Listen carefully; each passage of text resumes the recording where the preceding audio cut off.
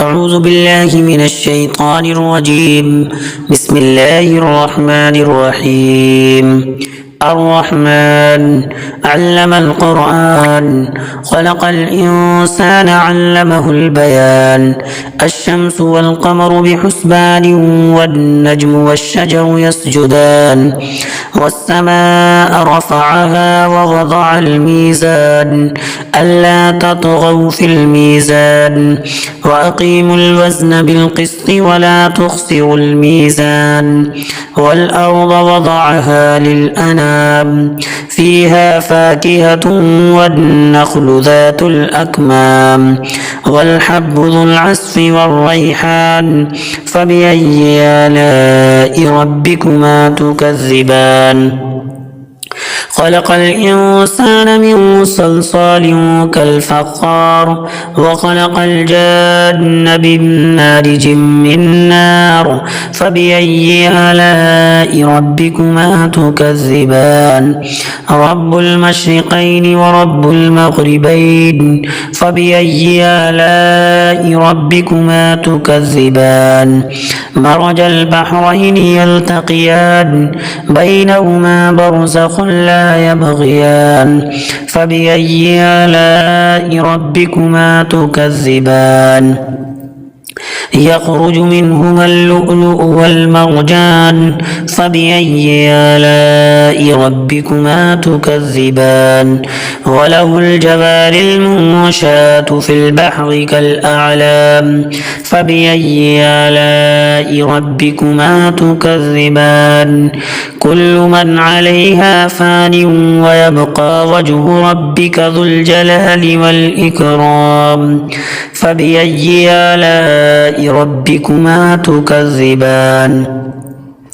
يسأله من في السماوات والأرض كل يوم هو في شأن فبأي آلاء ربكما تكذبان.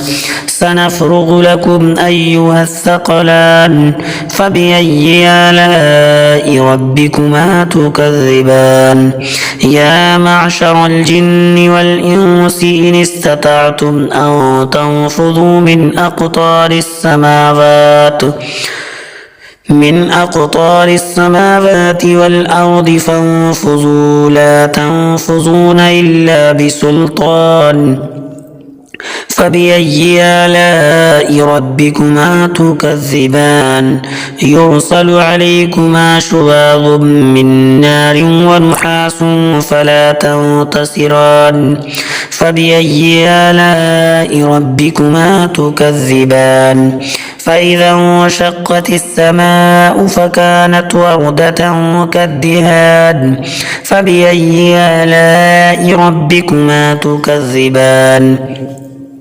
فيومئذ لا يسأل عن ذنبه إنس ولا جان فبأي آلاء ربكما تكذبان.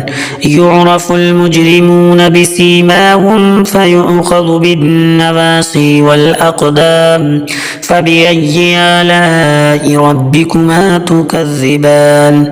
هذه جهنم التي يكذب بها المجرمون يطوفون بينها وبين حميم آن فبأي آلاء ربكما تكذبان. ولمن خاف مقام ربه جنتان فبأي آلاء ربكما تكذبان. ذواتا أفنان فبأي آلاء ربكما تكذبان. فيهما عينان تجريان فبأي آلاء ربكما تكذبان. فيهما من كل فاكهة وزوجان فبأي آلاء ربكما تكذبان.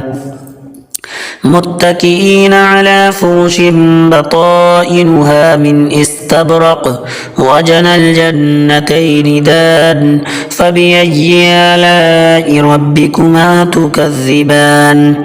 فيهن قاصرات الطرف لم يطمسهن إنس قبلهم ولا جان فبأي آلاء ربكما تكذبان كأنهن الياقوت والمرجان فبأي آلاء ربكما تكذبان هل جزاء الإحسان إلا الإحسان فبأي آلاء ربكما تكذبان ومن دونهما جنتان فبأي آلاء ربكما تكذبان مدهامتان فبأي آلاء ربكما تكذبان فيهما عينان نضاختان فبأي آلاء ربكما تكذبان